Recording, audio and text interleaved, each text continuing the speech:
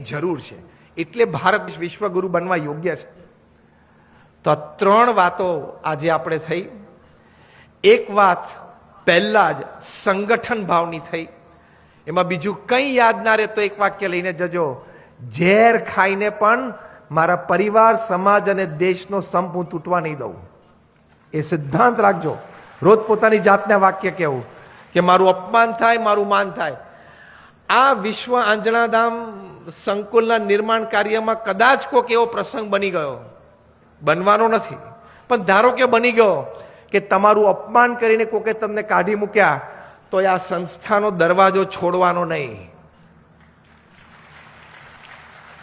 મને અહીંયા તમે કચરા પોતા કરવા માટે રાખો, પણ હું આ સંસ્થાનો છું. એ સ્પિરિટ અમને BAPS માં શીખવાડવામાં આવે છે. એ સ્પિરિટ રાખવાની. ધક્કો મારીને કોઈ કાઢે, કોઈ કાઢવાનું નથી, ફરી વખત કહું છું.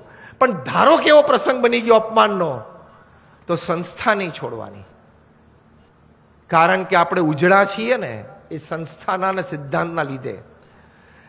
આપણામાંથી 5-15 ઓછા થશે ને તો સંસ્થાને ફેર નથી પડવાનો, ફેર આપણને પડવાનો છે. સંસ્થા તો ચાલશે, આપણા જેવા બીજા 15 ભગવાન ઊભા કરી દેશે. હા કે ના? બીજા ઊભા કરી દેશે. તે વખતે જ અમે બેઠા હતા ત્યારે વડોદરામાં મણિભાઈ સાથે વાર્તાલાપમાં મેં કહેલું કે પૈસાના વાંકે કોઈ સંસ્થાનું નિર્માણ કે સંચાલન કે વહીવટ અટકતો નથી.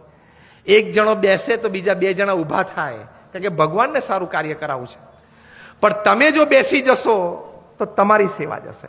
બીજી વાત આપણે વિદ્યાર્થીઓ માટે કરી કે સારું ભણજો, સોશિયલ મીડિયાનો સંપૂર્ણ ત્યાગ રાખજો અને સારા પુસ્તકો વાંચજો.